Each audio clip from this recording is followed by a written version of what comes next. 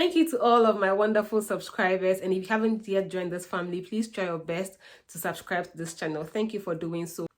I want to give special shout out to my friends, Dr. Emanuela Amwa, Rose Texan, Jacob Thompson, and all of you. I can't mention everyone's name, but I just want you guys to know that I really appreciate you and I see all the love that you show. I want to share a very personal story. I hope that if you see this video and you're contemplating on things to do, it can help you decide if you like to take a break or you like to continue. So before I completed my master's degree, I finished the master's in May 2021. As we all know, applications for schools actually start from August to September in many schools. Like the major cycle in the US, if you really want to get funding, it starts between August to September. So around that time, I was in my second year about to finish my program, and I wanted to apply for the PhD. But the truth is that deep within me, I felt tired. I was doing very well in school. My GPA was 4.0. I was writing my essays, doing all my assignments, and I was doing very well. I was doing excellent, actually. Everyone around me, my professors, everyone was like, oh, you are a good student, and I think that you should pursue the PhD. Even me, I knew that I would like to pursue the PhD because it has always been my long-term career goal to be a professor, like to be a lecturer and to teach and research as well. So I knew that I had to take my PhD. But the truth of the matter is that before I started my master's degree, I was already pursuing a master's degree in the University of Ghana, which I finished in July. I submitted my thesis on the 6th of August 2019. And in 5 days' time, I traveled to the USA to begin my master's in political science. So from the 19th of August 2019, school really started, so the stress was on. So I had no breathing space. Long story short, so before I started my PhD, I felt like I wasn't ready. Apart from not being ready, I felt tired from schoolwork. I felt like I just felt tired. I don't know how to explain, but I just felt within me that I was getting weak. I was getting tired every time. I had to struggle to finish up my assignment. I just questioned myself that, is this something I really want to get myself into right now? Of course, I started speaking to friends around me, close circles. They're like, you to just get this thing done. And I spoke to my husband now. At the time, he was my partner. I spoke to him, and he knowing me so well, he didn't want to decide for me. Like always, he didn't want to decide for me. So he just said, Mafra, I trust that you know the best thing to do. And I trust that if you take the PhD, you will do well. So, and I know how you've talked about this thing all your life since I met you. So I think you should pursue it. I spoke to him. And of course, I spoke to my parents. Before I forget, before I completed the program, I was contemplating on leaving the USA right after my master's to Ghana to go and start a business, actually a cold store business. So at the time, I was thinking, I'm like, so why not take a break and then come back to academia? So I went ahead in December 2020 to rent a store in Kumasi, close to Care University, for a 5-year period for cold store business. In that same period, so even as at December, I had not yet applied for the PhD, and I had traveled to Ghana. I was at home for vacation. So I come back from Ghana in January, I think the second week of January. And of course, before I forget, I spoke to my parents as well.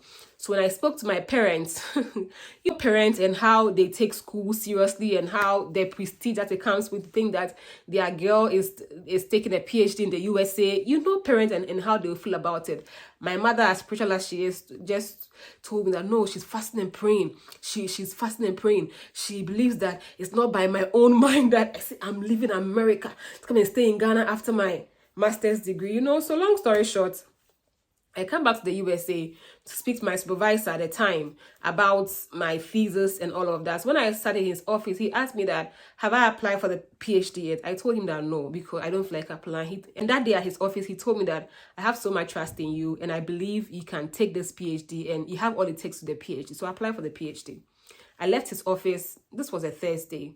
I had to Google a few schools. So I chose the 3 schools I want to apply for, wrote my SOP, give it to my friend Francis. Francis, God bless you for always. He's like a big brother to me.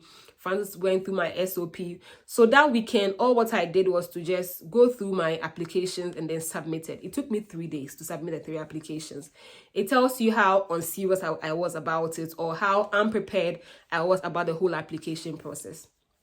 So I applied, and this was in January, early January. God being so good, February 25th of 2021, I got admission from Purdue University for a 5-year PhD program in political science with full funding. I'm sure everyone else will be happy if they get this admission with the whole package. And their offer was very good. But the other schools, I got admission. One school I got admission, I think Tennessee, without funding. And New Mexico, I didn't get admission at all. Before then, in December 2020, my fiance at the time had proposed that he wants her to get married. So we're talking about marriage, wedding stuff in 2021. And then in February, later in February, I got my admission to my PhD. So I was not happy at all. I was really not happy. I remember how excited I was when I first got my admission to study masters in the USA. But when I got my PhD admission, I was not happy. I became totally confused because my fiance lives in the UK. So I was thinking about marriage, family, and my business that I want to do in Ghana, and stay in the USA for my PhD when I feel unprepared, you know. But when I shared the news with everyone, including my fiance, they were all excited, like, oh, because everyone who is close to me knows that this is something I've always wanted to do all my life. So the excitement of other people, I want you to listen to this part carefully. The excitement of other people got into me as well. Although deep down I didn't feel ready, although deep down I felt underprepared and I felt tired of schoolwork, as others were happy, within myself I felt like, hey, I'm also very happy. Thank God I'm going to pursue my PhD. Now thinking about all the opportunities that embarking on this PhD would give to me and all of that. But I want to chip in this point that as we are maneuvering through life, or as we are maneuvering through our career choices in this quarter life period, it is very important that we put our own personal, we put our own happiness first. We put our own emotions, our own self first, our own interest first. Don't be happy or don't do something, no matter the value it brings, based on how other people around you feel. Yes, no matter how, let me say this again. What I mean is that if you are pursuing a course, no matter how high it feels, if you are feeling empty, but everyone else around you is feeling good, I would advise, based on personal experience, that don't go that path due to my personal experience. But yeah, that's just me. So long story short, August comes, I enroll in the program. The moment I got into the school, I was feeling extremely unhappy, and I felt a bit unbothered. I didn't care about anything. Instead of me to be serious, you know, starting something afresh, I just felt like, oh, this thing. That was how I was feeling at the first month starting my PhD. There was something about it, like I just felt unprepared for it, you know. So I'll go to class sometimes 2 minutes late. I was delaying in my assignment submissions, like right from the start. Like if you are starting a process, if you are starting a new course, everyone, like just like a new job, everyone would want to put their best foot forward. Everyone would want to show something good or give off some good vibes, so that your lecturers or people around you will know how serious you are for them to help you. But this one, I was so lackadaisical. I just didn't feel good. I didn't care about it. I just didn't care about it. I was not really doing my readings properly. I'll go to class, just sit down, fold my arms, and all of that. So that was it. That was how it started for me. And at the time, I was also planning for my wedding, which was in December. So all my attention, and I was so excited about the wedding. The PhD was just something I was doing, you know. Later, I had to travel to Ghana for my wedding in November, December. I traveled back in January. January, when I came back after my wedding. That was the worst of all. For my grades, I was not doing well at all. And these are just 3 classes. For someone, it will be okay results. But in my school, you had to get a GPA of 3.0 for you to maintain your scholarship, like your assistantship. So I was just getting grades around that side just to keep my assistantship. Can you imagine? Like being in class and just getting, not worst grade, but getting grades just to be in school. And that wasn't me. That has never been me, you know. So all those things were really getting into me. And I remember the times when I'll be in my room alone, I'll be crying, I'll be praying, I'll call my husband, I'll call my mother, my father, everyone, my sisters, my cousins, everyone. Everyone heard that I was not happy. Everyone knew that I was not happy in the program. But every day, I had to wake up every day and go for the classes. I had to go to school every blessed day. I had to go and GA. I had, like, that's the assistantship. I had to go and GA. I had to force to smile. I had to always prep myself, prep my mind, because I had nobody at the time, and I felt like I was just doing this thing, and I was always lost, and I was very unfulfilled. It was just... God, I was just in the program. Like, I basically, let me say, I was surviving. I was just surviving. And there were days I would even forget that we had assignment. I went to class one day and I had no idea. This is like week 11. I had no idea that this is the time of the semester where we've been asked to present our presentation, because oftentimes at the end of the semester we have to write research papers. I walked into the classroom, and instead of us to have the regular, sit up, tables had been arranged in a form of like circular manner, round table. I walked in and I had this Indian friend in the class. I was like, hey, what's happening? She said, oh, don't you know today is when we are supposed to present? I had no topic. I had nothing. Like, I don't know how to put it. Like, this shows how bad I was doing in school. I had no idea what was going on. Like, I had no idea. And because I was not happy, I didn't have many friends. Even when people tried to be friends with me, I always coiled to my own self. One day, I had to now tell the professor that I'm so sorry, I had no idea about it. I had to tell her that. And I remember that I had a topic that I was working on previously. I told her, can I just present on that topic? She said, okay. I stood in front of the class, used the experience, and then past stuff I've read to present, and by God's grace it went well. But that day when I went to my room, I knew that was the day I had to take the break. That particular day, I knew that it was time to take the break.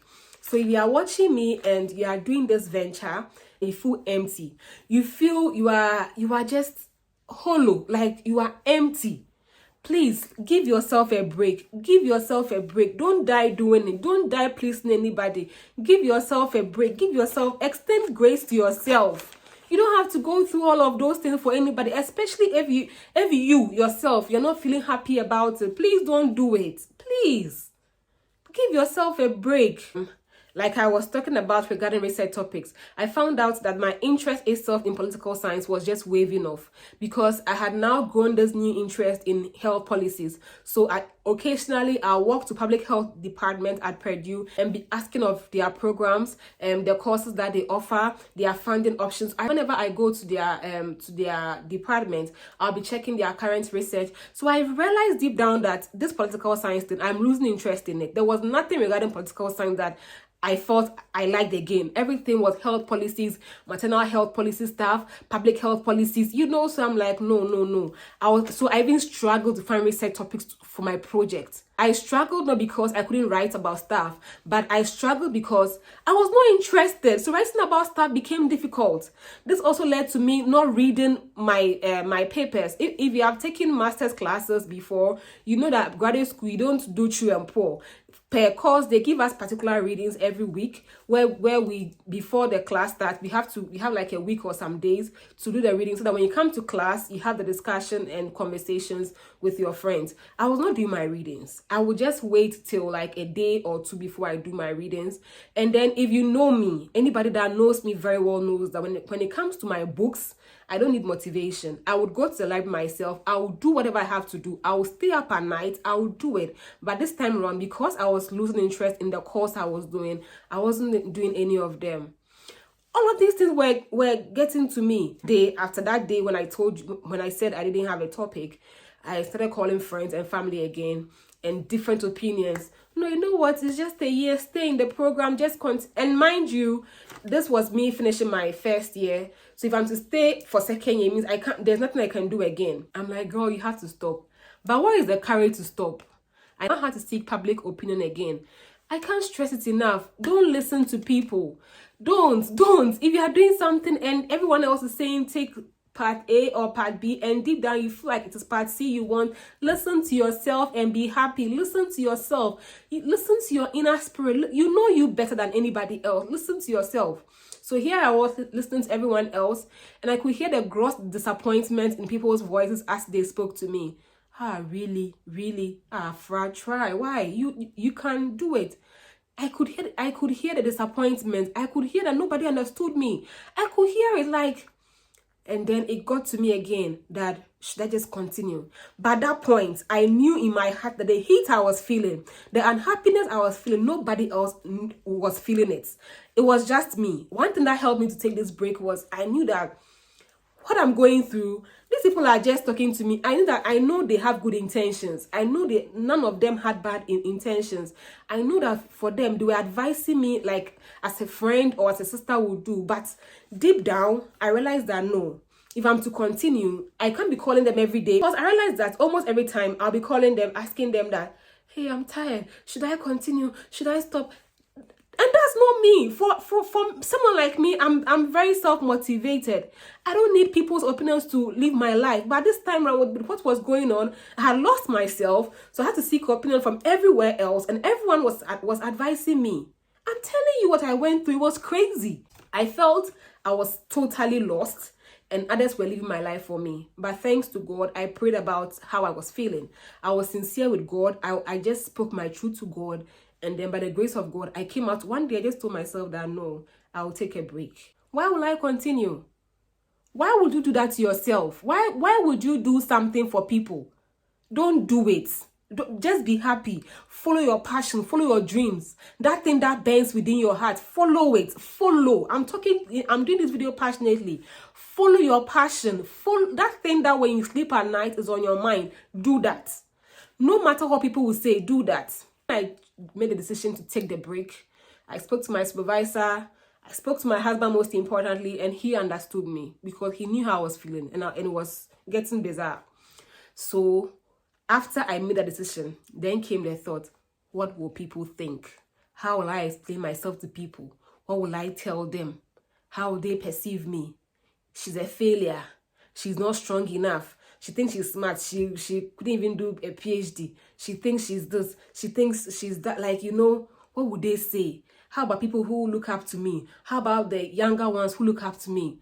Should I just take this course? Should I bear the pain for them to, also just be strong and feel like even when things are hard, you can overcome. When things are hard, you can overcome. You know that deep down in your heart, things are hard not because they are hard, because I could do the readings. The readings I was doing in the program wasn't any difficult readings. They were not difficult. They were regular readings that any regular person can read. But things were hard because I was not interested. When you're not interested in something, don't kill yourself that if I'm to let go, other people who look up to me. So you would die for people who look up to you to also come through, for them to die. Are we creating a ladder and trend for people who might not be interested in stuff to be there for other people's sake? I think it's sad, and I think it sucks. And I want to do something that I really want to do. I want to do something I'm happy about. I want to do something I like. I want to do something I love. So I just, what will people say? People will say anything anyways. People don't care about you so much. People in this period of break and calmness, people don't really care about you. People don't, people are people. We are all living that. Everyone also have their problem that they are dealing with. People won't say anything. People won't do anything to you. You just made yourself happy. In all of these things, what I'm saying is that be happy. Take that break. Stop. If you think you have to stop, stop. If it's a course that you think you have to stop, stop. Take that break. People will say anything anyways. People will be fine. They'll be fine. Last. People will be fine. People will be fine. People will be fine. People, they will be fine. Don't worry much about what people will say, because in any case, they'll have something to say, my darlings. So don't think about people so much. So I took the break. I didn't stop the program. I didn't stop the program. I deferred. I didn't stop the program at all. I deferred. So in my next video, I'll take you through the deferral process and how you can defer a program. I will use my American school, but if you are in Ghana or anywhere else and you are pursuing a master's degree or anything and you want to defer, I'll take you through the deferral process and what happened in my case. Thank you for watching. And this is your sign that take a break. Don't please people. Have personal opinions. Have personal thoughts about your own life. And do things that makes you happy. Look for yourself, please. Take time and study yourself. Know yourself. You want to know so many people. How about yourself? Know yourself and know when your system needs a break. Thank you, and thanks for watching. Bye-bye.